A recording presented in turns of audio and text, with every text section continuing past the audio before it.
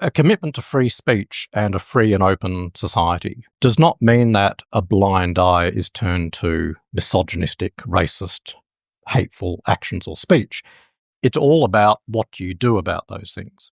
Don't jump on the immediate response, which is to clamp down through sort of legal tools, suppressing speech. Yeah, so why not? What's wrong with the argument that says, okay, don't suppress ideas, but there are simply hateful ejaculations of instinct or gut motivation that are fair game to rule out of bounds? Where do you draw the line, and why aren't we entitled to draw the line tighter than you want it? Well, there are lines already drawn, and in many ways they're reasonably robust. So, incitement towards violence is a very clear one. So if you're marching down the street, say, go and kill this person now, or go and attack these groups of people, that's clear incitement to violence.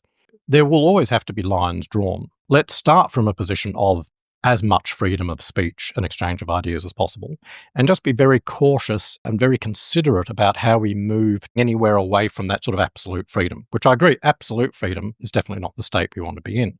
But there are already rules, regulations, policies, and a whole variety of instruments that check the kinds of things that you're talking about, and I don't have any particular problem with them. So if we're in a complex multicultural society and there is significant minorities of people motivated enough to say things like, let's kill the Jews, rather than jumping on the let's ban that as speech, my first argument would be it's good to know they're saying it. Then the next thing is, if we're genuinely worried about social cohesion, we should probably be more worried about the upstream elements that have led to that downstream consequence of making those hateful utterances. And the irony of hate speech laws is that actually makes the deep, nuanced and difficult conversation that we might need to have as a complex multicultural society almost impossible to have. What is multiculturalism? What is social cohesion? Where is our tolerance for intolerance? Who decides those things?